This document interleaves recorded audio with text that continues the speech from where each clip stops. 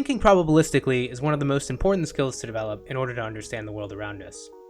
We often find that events in life are correlated. That is, different things happen together more often or less often than one might predict by pure chance alone. For instance, the chance that a person hits a three-point shot is positively correlated with how long they've been playing basketball. The chance that someone develops heart disease is positively correlated with how long they've smoked cigarettes, and negatively correlated with how much physical activity they get. We use these correlations to influence our decision-making every day. For instance, one would probably be more hesitant to pet a dog who is growling and showing his teeth than we would be for one who is panting and wagging his tail. Intuitively, people are pretty good at incorporating these kinds of details into our decision-making when the correlations are tight and small in number. However, with a principled approach, like Bayes' rule, we could take in lots of loosely correlated data from different sources and use it to make predictions about the future. These sorts of techniques are very useful, especially when coupled with computers. In this video, I'm going to give a basic overview of the ideas and application of Bayes' rule, which will allow us to better understand observational data and the mechanisms which generate that data. This video is aimed at two types of people: students who have come across Bayes' rule in the classroom and would like some extra context to build a stronger foundation, and also people who are just trying to understand the world around them more precisely so they can more clearly understand statistical claims and make smarter decisions. Okay, let's get started. So the sort of thing that Bayes was thinking about when he came up with his ideas that sort of laid the groundwork for what we now call Bayes' rule was how to understand the chance that a particular hypothesis is true given some data that you've collected. So nowadays, in modern probability theory notation, we write this sort of thing as P of A given B. So this is red, P of A given B, where A and B are events. A and B are events that might occur. For instance, using the example from the introduction of the video, A could be the chance someone hits a three-point shot, and B might be the number of years that that person has played basketball. And of course, we would expect that the probability that somebody hits a three-point shot, given they've played basketball for 10 years, should be greater than the probability that they hit that three-point shot if they've only been playing for 3 months, for instance. So this is, again, called a conditional probability. These conditional probabilities are really at the heart of Bayes' rule. What Bayes' rule really allows you to do is translate from a situation where you might know the probability distribution that governs the chances of these events A occurring given the condition B, and it lets you translate to the sort of conjugate probability, which is the chance that B occurs now conditioned on the variables A. So in the context of the example that we just worked with here, which is suppose we went out into the world and we ran an experiment where we had a bunch of different people who had played basketball for many different lengths of time shoot a three-point shot or shoot a bunch of three-point shots. We would be able to construct this P of hit a three-pointer given the number of years. So we could plug 1 year or 2 years or whatever into our into this function here, and we could basically make an approximation to this function with enough data.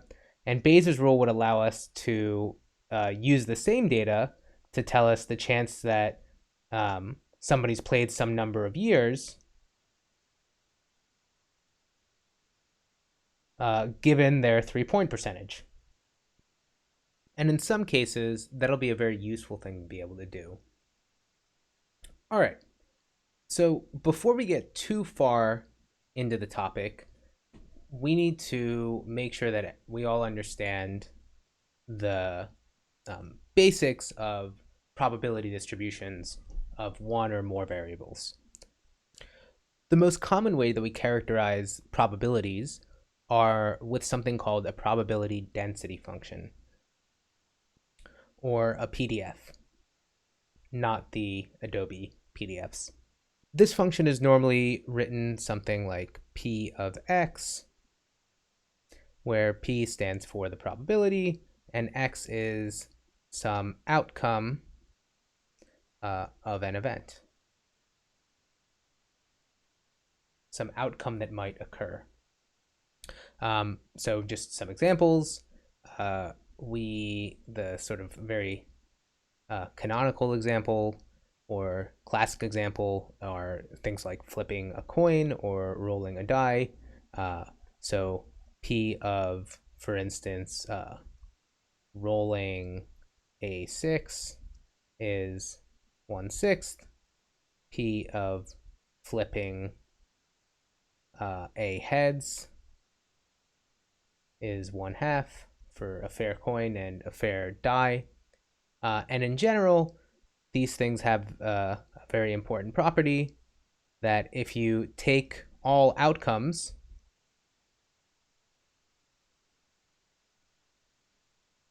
so X here is a placeholder for a particular outcome, for instance, flipping a head or rolling a 6.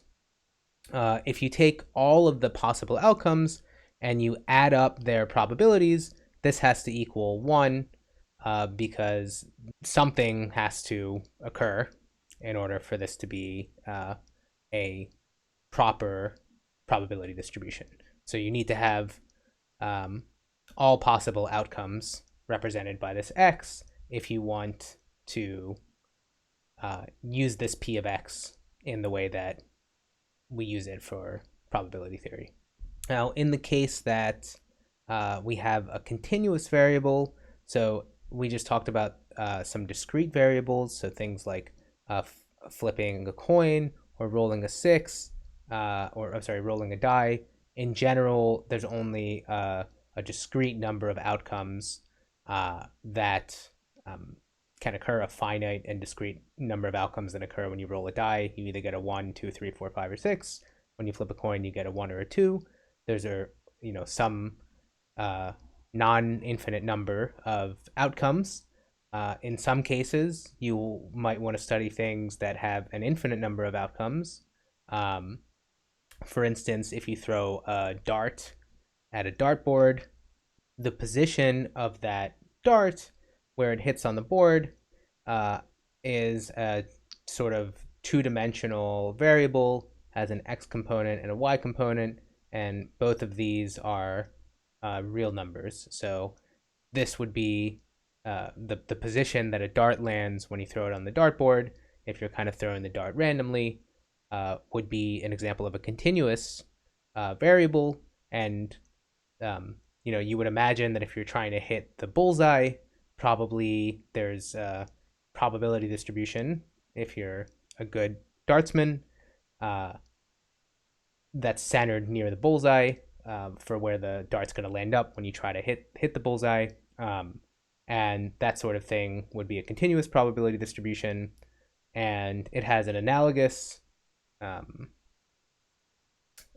condition that the integral of that PDF over all possible values of the variable has to equal 1. So we're not going to talk too much about continuous probability distributions in this video. In general, there's some kind of tricky math going on with them if you get really down to the bare metal level. And most of the time, for probabilities that we're interested in dealing with in real life, it's okay to think about a discrete approximation to the real probability distribution um, for most applications that we might want to apply probability theory to. So, for instance, with the dartboard, we could always kind of make a little grid that sits on top of the dartboard, and we can make this grid as small as we want. And now, if we just worry about the positions of the darts sitting in which grid point that dart sits in, that is now a discrete probability distribution, and we can still kind of think about it uh, in the discrete sense, and that should be good enough for most of the real world problems that we're going to attack. So that describes everything for a single variable. Now let's think about multiple variables. To think about a multivariable distribution, let's come up with a little game. So here's a game. First, you flip a coin. So you flip a coin. If the coin comes out as heads, you roll a single die. If the coin comes out as a tails, ooh, that's a bad tails, you roll two dice.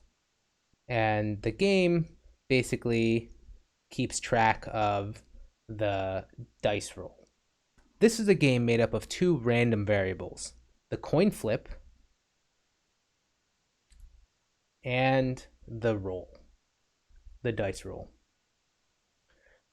Now, these two variables are correlated because if I flip a heads, for instance, let's say that heads, I'm going to assign the number 0, and tails, I'm going to assign the number 1. If I flip a heads, my roll is going to be between 1 and 6, each of them having a probability of 1/6. If I flip a tails or a 1, my rolls are going to be between 2 and 12, and they're going to have a different probability distribution. It's going to be this kind of bell-shaped thing, which has a peak at 7, and the two tails are 2 and 12, and they both have a chance of 1/36. Let's study some of the probability distributions that are associated with this game. In order to do that, let's build a little visual for ourselves to help us understand the outcomes that are possible in this game. I'm going to draw a little dot here, which represents the start of the game. And I'm going to give us two paths here because we can either flip a heads or we can flip a tails, each of these with 50% probability. If we roll a heads, we have 6 possible outcomes. A 1, a 2, a 3, a 4, a 5, or a 6. Each of these with probability 1/6.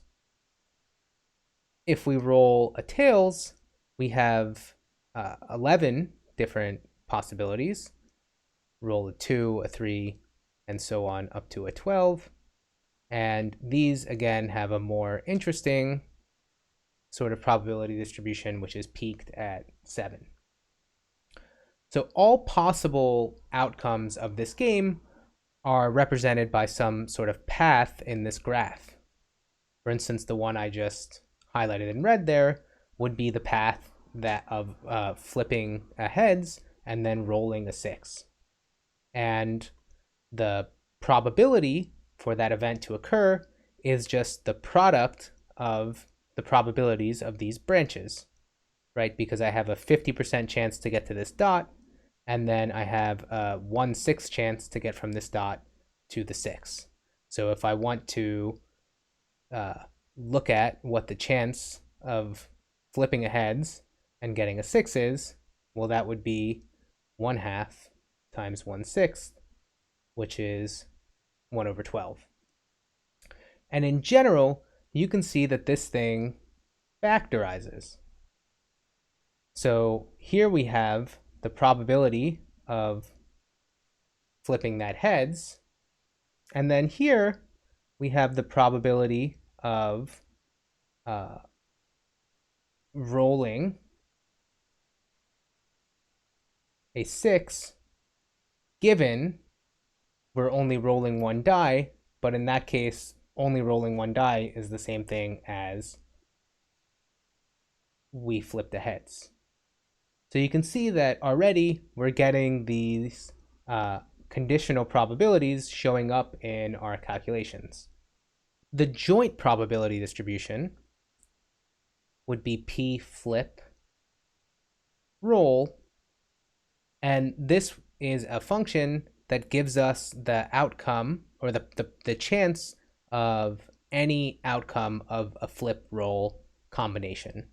So this is a PDF over two variables, a flip and a roll. There's an important relationship between these distributions, and it's that the probability that an event A and B occur together is equal to the probability that B occurs given that A occurred times the probability that A occurs at all. And it's also going to be equal to the probability that A occurs given B occurred times the probability that B occurs at all. And later we'll see how this is essentially the foundation, or the same statement, honestly, as Bayes' rule. But for now, let's continue. Let's look at one more distribution here, which is called the marginal probability distribution. This is the object that tells us the probability that only one of our variables occurs, regardless of what the other variable takes. And in general, even though we've been writing A and B here, and in our examples, acting like A or B has to be the outcome of one particular event, like a coin flip or a dice roll or anything like that, in general, A and B could be collections of events themselves. And you can still talk about these ideas of the marginal distribution and the joint distribution and so on. From our example, we should be able to construct this marginal distribution for one of our variables. So as an example, let's look at the probability of rolling a 2 in the game that we wrote down before. So there are essentially two ways to get a 2 from our table, or from our little graph here. So there's a 2 here, and there's a 2 here. Those are the two possible ways to end up at a 2 going through one of the paths in this graph, which represents our game. So in general, if we want to only consider one particular variable, for instance, in this case, the roll, and we have the joint probability distribution over all of the variables, what we need to do to find the distribution for only one variable is sum up all ways to get this condition A of our joint probability distribution. So in this case, where we have all of our possible outcomes kind of broken up into two nice pieces here, A and B, all we would need to do is sum over possibilities that this variable B can take. So I'm using little b here to distinguish it from over here where it's taking a particular value. And we sum up PA comma B, because all of the ways to get a particular value of A, so in this case a particular flip, are going to be paired with the rest of the variables in the distribution. So in this case, the only other variable is the dice roll. So all we need to do is add up the joint probability distribution for all of the terms which have a particular A that we're interested in. And those terms are all the possibilities for those terms are the um, pairs with different values for B, right? So if we want to find P of rolling a 2, all we need to do is sum over flips P roll equals 2, whatever the flip happens to be, which in our case is going to be P 2 heads plus P 2 tails. And this is, of course, going to equal 1/2 for getting the heads times 1/6 for rolling a 2 with a single die plus 1/2 chance for getting the tails times 1/36 chance of getting a 2 with two dice.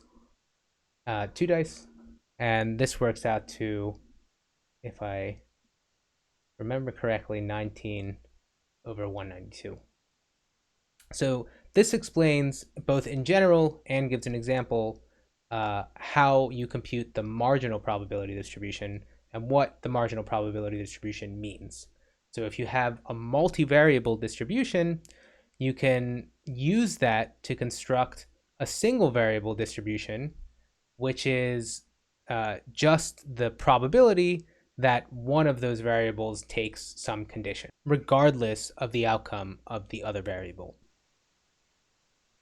Okay, so that is marginal probability distributions.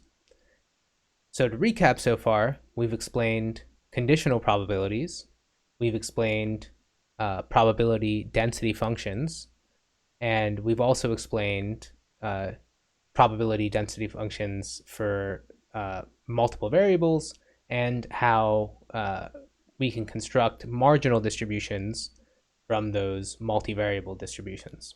Now let's look at the notion of independence and dependence amongst our variables. First, let's look at the case of independent random variables. To give an example of some independent variables, we'll have, again, two variables that we're tracking, A and B, and then A will be, for instance, let's stick with this kind of example of shooting a basketball. So A will be whether someone makes a 3-point shot, and B will be something that is going to be independent of that, so something that's unrelated, uncorrelated. It's going to be, let's choose the astrological sign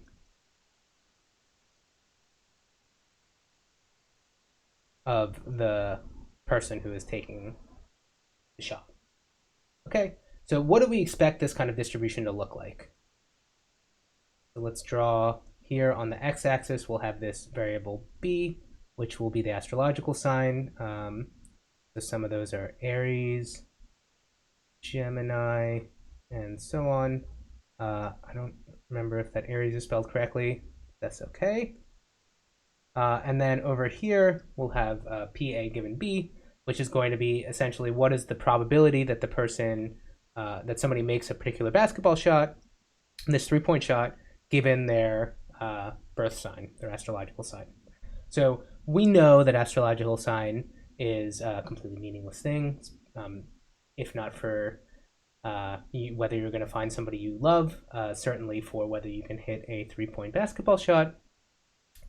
So the way that this distribution is going to look is that essentially we're going to have some kind of flat line across the different astrological signs.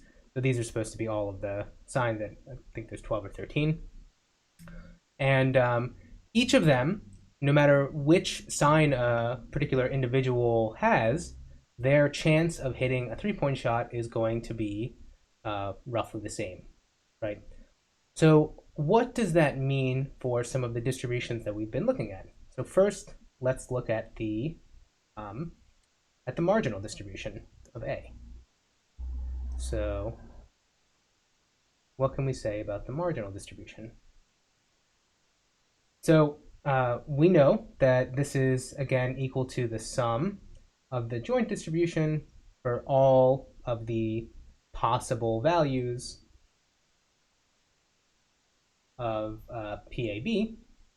And we also know that this is, so this will basically be the sum over B here, because that's the only, if we want to choose a particular A, the only way that we can change that pair AB is by changing B, right? So then this is going to be equal to, well, we can factorize this, PA given B times PB, sum over B's. And since this thing is flat, it's just some number, let's call that number, I'll give it a number, a kind of serif k here. This is going to be equal to k, each term of this sum has a k in it, and then times the sum on b of this p, b. So this is the marginal of the birth sign, so how probable the individuals in our pool are to be to have a particular astrological sign. And since we're summing over all b here, this is just the sum of the probabilities for every possible astrological sign. So since this is the probability distribution and we're summing over all the possibilities, we know that this has to equal 1, right? So this is just this just equals this k, which we said before was PA given B for all of the, for any of the B, for any of the astrological signs. So when we have these independent variables, we have that the marginal distribution is, or the marginal probability for some particular A is going to be equal to the conditional probability on any particular condition B, right? And this is also true for if we just flipped what variable we were interested in. If we had PB, this would also be equal to PB given A for any of the A, because again, these variables are independent. And you can also check for yourself that this means that PAB for any pair AB is going to be equal to the marginal of A times the marginal of B, right? And if you have dependent variables or variables that have some amount of correlation, colloquially, correlation is a slightly less restrictive notion than independence in statistics.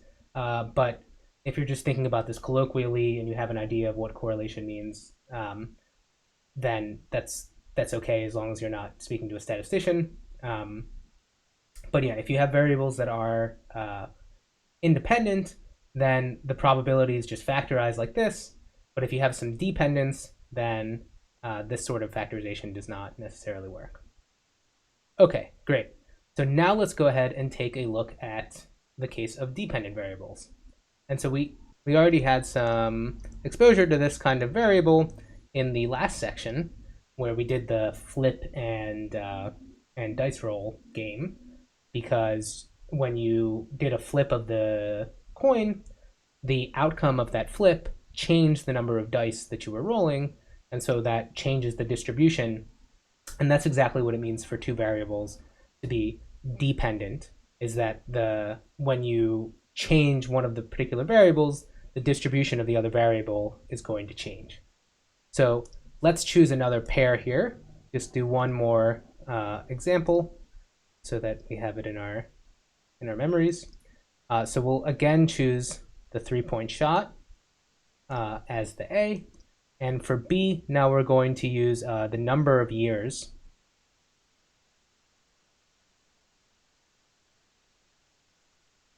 of basketball played. So how long the person's played basketball. So this should be likely correlated with each other. Okay, so this is a bad y-axis, very bad oblique. Okay, so here let's just put some amounts of time again. So the x-axis is going to be b. So let's say this is 5 years. This is 15 years. So, and then on the y-axis, we're going to again have the probability, the marginal probability, conditioned on the number of years the person's played.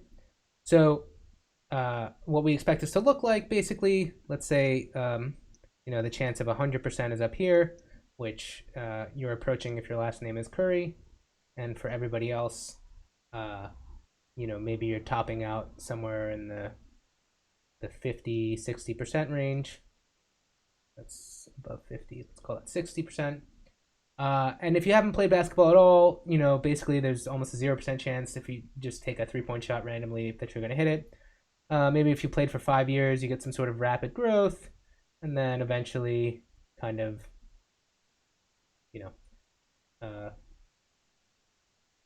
asymptotes out around 60% or so. And then as you get older, you can't play for 40 years if you're not at least 40 years old.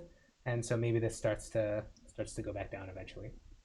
Okay, so we can see here that the probabilities, the probability of making that shot conditioned on the variable b, now changes. The probability of hitting that shot now changes conditioned on the variable b. And that's exactly what it means for variables to be dependent. And in this case, we can see that the joint probability distribution is not just going to be the marginals, or not just going to be the product of the marginals for the two variables, right? So we can actually pretty quickly see that this can't be the case just by writing this down in the conditional form. So if I just choose to write PA given B times the marginal on condition B, and set this equal to the other side, we'll see that the PB's cancel, and this just says that PA given B is equal to the marginal of A, which would just mean, again, that the B can't, the probability of hitting the shot does not change with the number of years that I've played. And that's, of course, doesn't necessarily need to be the case for something like this distribution. Of course, if you played basketball for longer, you'd be better at shooting, more likely. Okay, great. So we've used some of these relationships a few times. For instance, that BAB here, PA and B is equal to the conditional times the marginal. And now let's give some intuition for that and essentially get into the sort of final topic of the video, which is Bayes' rule and these conditions between the joint and conditional and marginal probability distributions. So the way that Bayes' rule is normally presented is with this formula. The probability of a variable A conditioned on B is equal to the probability of the variable B conditioned on A times the marginal of A over the marginal of B. And you can understand this formula in a couple of different ways. The way that I like to think about it is in terms of the joint probability distribution. And so the formula that we wrote down before was that the joint probability distribution of two variables A and B is going to be equal to the conditional probability of A on B times the marginal of B, which also equals the conditional of B on A times the marginal of A. And you can see that this is essentially the same formula as Bayes' rule. We just take one of these terms and divide through by the marginal of B, and then you get the sort of classic form here. This version gives you a little bit more information, and for me is a little bit easier to understand because essentially just in words it makes a lot of sense, because you're saying, like, the chance that A and B occur is equal to the chance that A occurs knowing that B occurred times the chance that B occurs. And it doesn't matter what you call A or B, which one is the condition and which one is the independent variable. So you have this other term on the right as well. And maybe to understand this a little bit better, we can kind of work through a particular example here that can show us that this really comes from, or one way to understand this is that really it's kind of three different ways of counting this joint probability distribution. Let's see how that works. We're going to start here with another example. In this example, let's suppose that we're given some data that is the weather data for some particular town over the course of, let's say, 1,000 weeks. And we have a Monday, Tuesday, blah, blah, blah, and then Sunday over here. And what we have is basically, if it was rainy, we get information that it was rainy. If it was sunny or cloudy, or so on and so forth. And we have this data filled in for 1,000 weeks. And let's think about how we would compute the probability that it's rainy and a Friday. Okay, and by thinking about this, we should hopefully get a nice intuition for the sort of Bayes' rule formula and how those three terms that I mentioned before are kind of three different ways of counting out the probability, the joint probability, from some data. So let's think about three different methods. So the first method is we go through every single day in our data. So we do this in pretty colors. So we start on this Monday, we go to the Tuesday, and anytime we see a day, anytime we see a new day, we ask, is this a rainy Friday? If it is, we make a little tick mark, and so we count up rainy Fridays directly. And then once we have the number of rainy Fridays, all we need to do to find the chance that a random day chosen was a rainy Friday is take this number of rainy Fridays. So let's say we call this n. Then the probability that choosing a random day gives us a rainy Friday is just n over, in this case, 7,000, because there's 7,000 total days. So you have 7,000 different choices you can make. You're assuming that we're choosing a day completely at random. And this gives us P of rainy and Friday. And this corresponds again to kind of the left-hand side. So this way of counting is kind of like getting P, A, B directly. Now let's think about another way of doing this. So this way is going to be kind of like breaking this up into PA given B times PB. And in this case, B is Fridays. So this way of counting this probability out would be to go through all of the Fridays. So we just take the row of Fridays.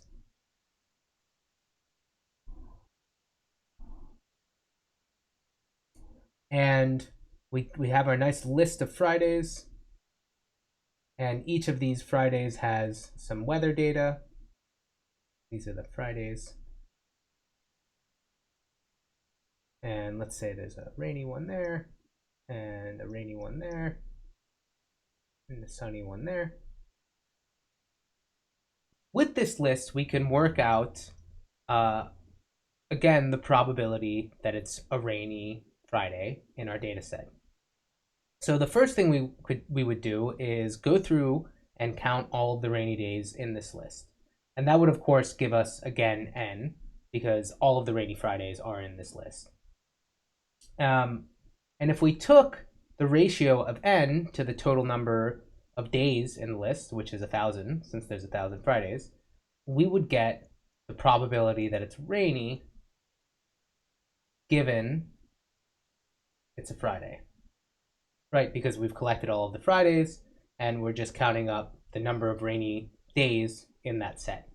Now let's ask, how much larger is this than the probability that it's a rainy Friday?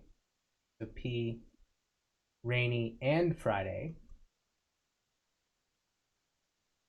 How much larger is this P rainy given Friday than this P rainy and Friday? Well, what we've really done here is we've just sort of changed the denominator for our ratio. Instead of considering the total number of events that we're interested in over all of the events in our pool, the 7,000, we've restricted ourselves just to a subset of the pool, which in this case happens to be 1,000 elements. So if we wanted to get to the chance that it was P rainy and Friday, all we would need to do is multiply by the ratio of the number of elements that we had in our little subset here, the Fridays, to the number of elements in the entire data set. So if we took, so again, this would just be the same thing as P rainy given Friday times, well, it would be 1/7 because 1 out of every 7 days in a week is a Friday. And so that's the difference between the two denominators that we're considering. And we know that there's no rainy Fridays outside of this subset, right? Because all of the Fridays are in this subset. Of course, we could do the same exercise by gathering the list of rainy days first. So that would be number 3. So P B given A times PA. We could see that this also, another way that we could calculate it, is by collecting a list of all the rainy days first. And here, we don't, I can't, I'd have to just come up with a example number. So whatever, there's some number, let's call it big R here, of rainy days. And again, we could play the same trick where if we counted the Fridays in here, we'd again get n. And if we took the ratio n over r, we get the probability of Friday given rainy. And then if we multiplied by whatever the ratio of r over, in this case, 7,000, because that's the total number of days, we would get here just the probability of rainy at all, the marginal probability. And so, again, we could work out this P rainy and Friday calculating or counting it this way. And so this kind of represents this factorization of the probability, of the joint probability. And so this kind of represents this factorization of the joint probability. So let's kind of give a sort of back of the envelope proof then of this statement that PA B is PA given B PB, which is also PB given A PA. And like I said, this is essentially the same thing as Bayes' rule, let's start with a sort of abstraction of the previous sort of example. So with the example, hopefully we've gotten the intuition for what's going on here, and now let's see if we can make it a little bit more formal. So suppose we have some collection of events. So let's say each of these dots are an event. And these events have some properties. Right? So these events have some properties, which I might say A, B, and so on. And these properties can take various different values, various different conditions. So like we were talking before, one property might be day of the week, one property might be weather. In such a set, we could of course define the probability that some particular condition A is met as equaling the number of events for which A takes this particular value, for which this condition A is met, divided by the total number of events in the set. So I'm going to call this big N with a serif. Of course, if we took a different condition B, we could do the same thing, and the number of events for which B is true divided by the total number of events, we could call the probability that the condition B is met. This would be the marginal probability for B. Now, if we wanted to count the probability that the condition A was met, given that the condition B was met, that would be the same thing as looking within the subset of events. So some of these events have some condition B. So that would be like looking at the subset of events with condition B. Let's draw them in red here. We would need N where A and B are true. We'd have some subset where both of these things are true, divided by the number of events that have the condition B true. And this would be the probability that A is true given B is true. So now we're in a place to prove our little theorem, which is that PAB is equal to PA given B PB. And I've said this so many times now, I'm sure you're sick of it. We can prove this now within this system. So PAB is going to be the number for which A and B are true over the total number of events. That's this left-hand side. For the middle piece, well, this is NAB over NB, right? And we know that this is NB over serif N. And of course, on this side, this is NAB over NA, and this is NA over serif N. So you can see that, of course, this is just a simple multiplication rule where we're just canceling the denominator of this term with the numerator of this term. And this sort of construction really underlies a lot of our probabilistic systems. If you want a really, really rigorous mathematical foundation, let me know in the comments below. And I also suggest you check out some sort of textbook on probability theory. This is one of my favorites. It's extremely short. It's a cheap book by one of the giants of the field, Kolmogorov, and it is one of the most sort of brief but still highly rigorous treatments of the foundations that I'm aware of. So with that, let's go ahead and test our knowledge by jumping into some problems. I suggest that after I explain these problems to you, if you're trying to learn this subject very seriously, you take a second to try to do the problems first and then play the solutions afterward. For our first problem, let's look at a situation where we have, let's say, 3 boxes. Oh, that's not a very nice box. So these 3 boxes have some gemstones in them. And let's say this first box has 50% diamonds, 30% rubies, and 20% emeralds inside of it. This box has 20% diamonds, 40% rubies, and 40% emeralds. And this box has only diamonds and emeralds, and it's split 50-50.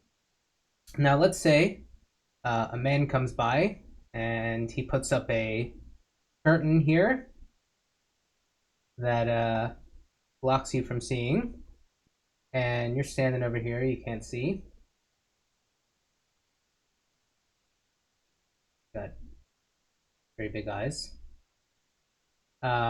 And the man goes back over there, he grabs, he tells you he's going to grab a stone from a random box, and he comes back out with an emerald. And the question is, what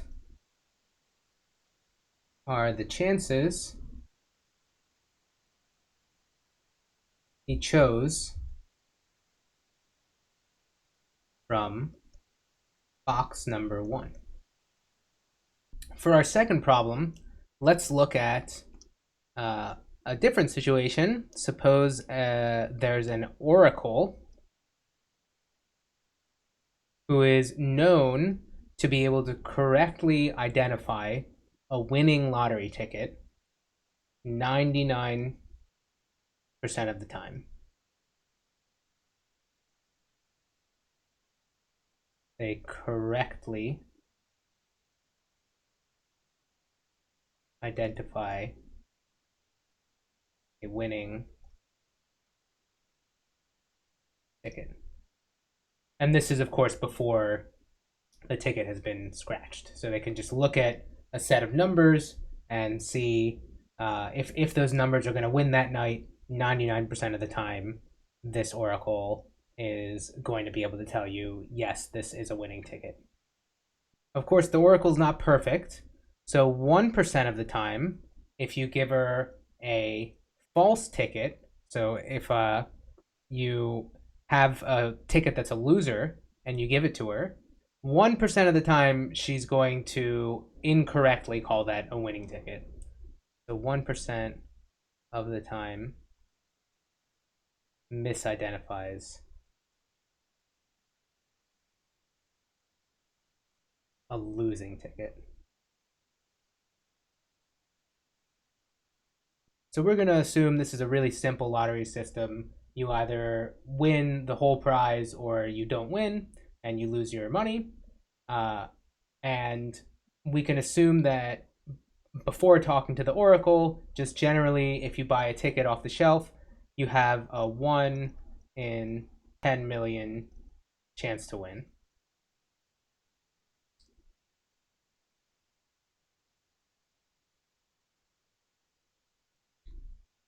These are your lottery odds, 1 in 10 million. The question is, what are the chances of winning the lottery if you have a ticket that the oracle has identified as a winner? And as a bonus question, suppose the oracle has a ticket that she believes is a winner. She's identified it as a winner, and she wants to sell it to you for $10,000. This is a bonus. I know you guys love bonus probability theory. Suppose she wants to sell you a ticket that she's identified as a winner for $10 million, and the lottery prize is $100 million.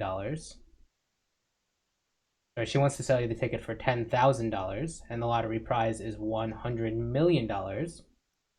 Is this a good buy?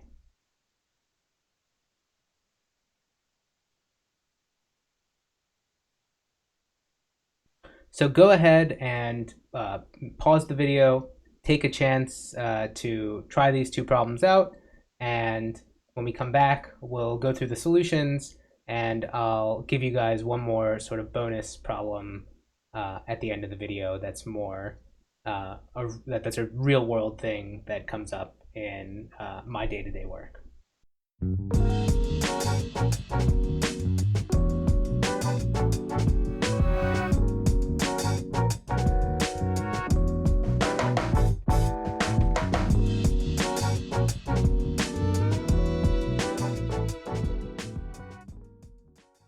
All right, let's look at this problem with the boxes and the gemstones.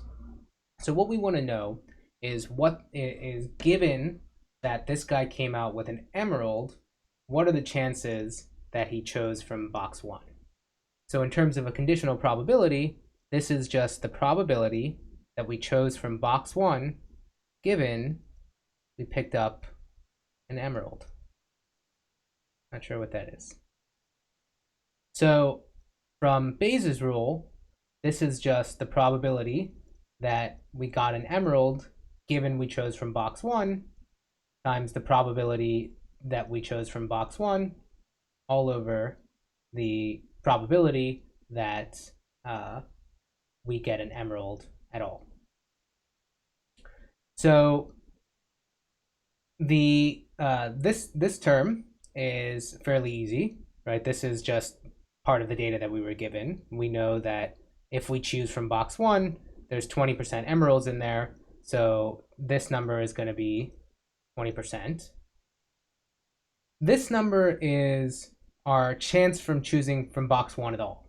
So we know from this situation, since the guy said that he's choosing from a random box, we're going to assign this a probability of 1/3 because we don't have any reason to believe one of those boxes is more probable than the other.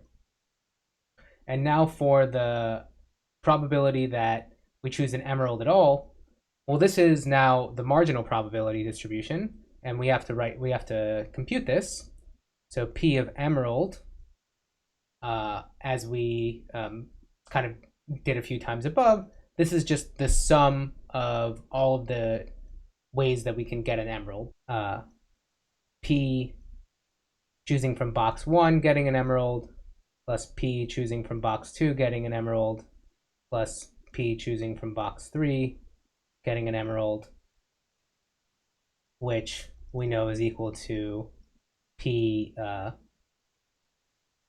emerald given 1, P1, plus P emerald given 2, P2, plus P emerald given box 3 times the probability we choose from box 3. All of these are 1/3, so we just get 1/3 out in front, and then this is just the weighted sum of all of the emerald probabilities from above, so that's 0.2, 0.4, and 0.5. 0.2, 0.4, 0.5. So this all works out to be 11 over 30. Now we can just go ahead and plug this into our Bayes' rule formula. So the probability that we chose from box 1, given we got an emerald, is just 1 over 5 for the probability of getting an emerald, given that we've chosen from box 1, times 1 over 3 for the probability of choosing from box 1 at all, divided by 11 over 30 for the probability of getting an emerald at all. And overall, this works out to 2 over 11 chance. Great. Hopefully that last one wasn't too tough. I tried to kind of make it a pretty straightforward application of Bayes' rule. So here's another one that's just about the same level of difficulty, honestly. So let's go through it. We know that this oracle can correctly identify a winning lottery ticket 99% of the time. So what that means is that the probability that we have a winner, the probability that the oracle identifies a ticket as a winner. I'll use the check mark for her thinking it's a winner, and I'll use a minus sign for her thinking it's a loser. The probability that she gives it a check mark, given that it's a winner, is equal to 99 over 100. And we also know that the probability that we get the check mark given it's a loser is 1 over 100. And what we want to know is the chances that we have won given she's identified a ticket as a winner. Well, in order to figure that out, we can again straightforwardly just apply Bayes' rule. We want to know the probability that we're a winner given that we have a check mark. And that's, of course, the probability of check mark given winner times the probability that we're a winner at all over the probability that we get a check mark at all. So again, pretty much the same situation. We have this number given. This is 99 over 100. We have this number given as well, which is 1 in 10 million, right? 1 over 10 million. And then to compute the probability of the check mark, we again are just summing up the different ways that we can get the check mark. So the probability of the check mark is probability of check mark given we've won times the probability we've won plus the probability of check mark given we've lost times the probability that we lose. And we'll see that this is basically going to be dominated by this term. So the probability of getting the check mark is equal to, well, the probability of winning is 10 to the minus 7, 1 in 10 million.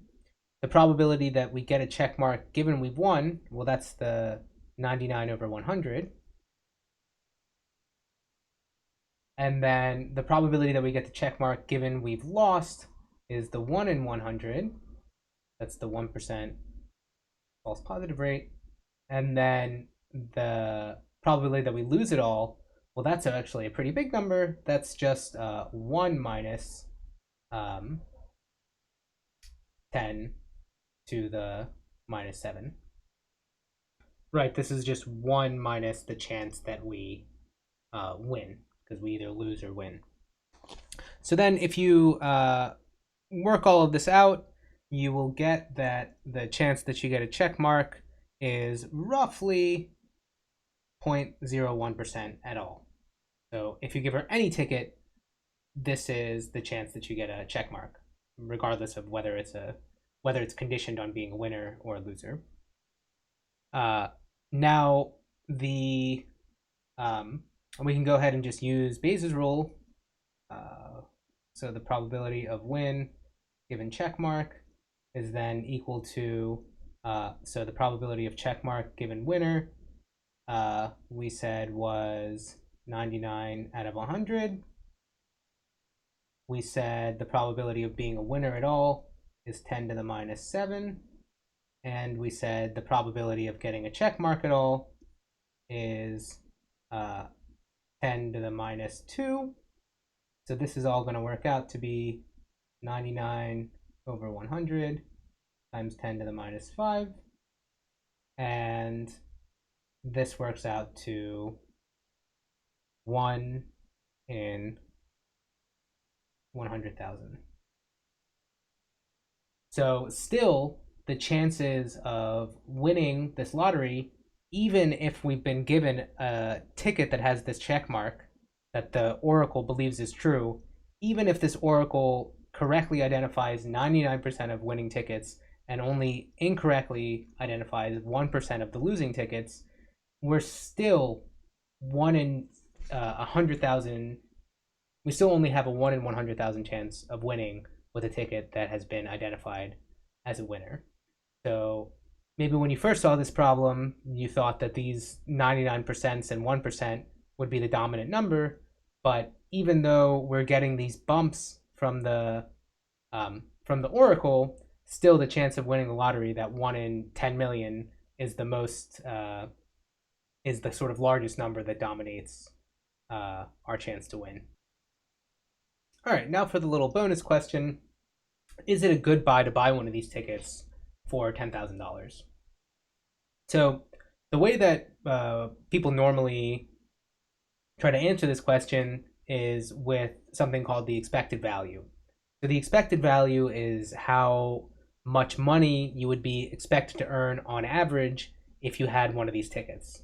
So we know these tickets have a 1 in 100,000 chance to win.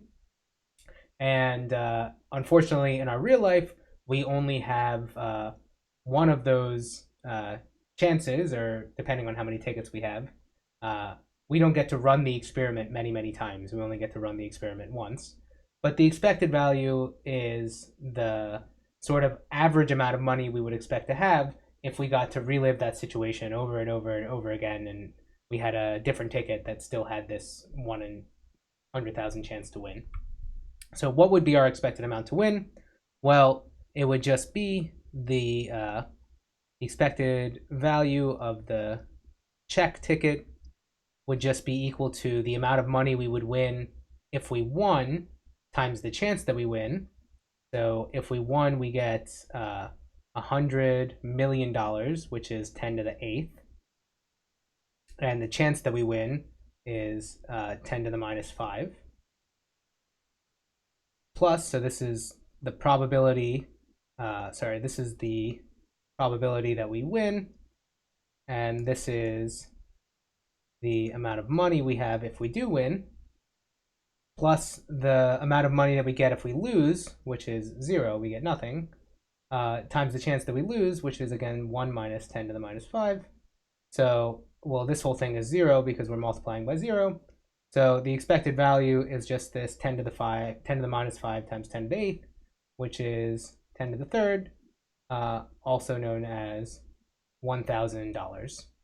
So on average, if we have one of these tickets, if we bought 10 million tickets that this woman said were winners, we would expect on average each of those tickets to give us $1,000.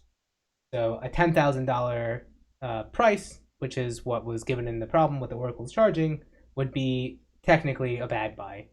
And of course, in reality, you should don't ever buy anything from somebody like this. So it's always a bad buy. That's the true solution to the problem. All right, everyone. So just as a final example here, I wanted to talk about how Bayes' rule affects the results of medical tests. So it's actually kind of interesting to see that for most medical tests, the results are not perfect. So this is for detecting illnesses. There's a particular illness that's going around in the year 2020, 2021 that's been kind of very popular. And there's a particular test for this disease called the PCR test. And this test, just like most medical tests, has some false positive and false negative rate. So it's not perfect, just like the oracle in our sample problem wasn't perfect. So it's interesting to see how that imperfection affects the chances that your result is valid. So for instance, if we gave everybody in the world this PCR test, and at the time of me collecting these numbers, there was a basically estimate that roughly 1% of the population had this disease, you can see that the chance that you are infected, given a positive test, is actually only about 60%. And the chance that you're healthy, given a negative test, is about 99.75%, so much better. But it's kind of interesting to see that getting a positive test basically is a coin flip for whether or not you actually have the disease. It's a little bit better than that, 60%. And this happens because so many more people in the population actually don't have the disease. So if we gave it at random to the entire population, these results would be true. Uh, but of course, for this particular test, normally people are selective as to whether they're going to take it only if they have symptoms, or at least they'll be more likely to take the test if they do have symptoms. So this 1% uh, is a number you might use for the probability of infection, the marginal probability. But in reality, in a particular population, this might be much, much higher than just 1%. So anyway, kind of an interesting sort of tie back to reality and to um, problems that are actually relevant to our life and not constructed out of emeralds and gems and stuff.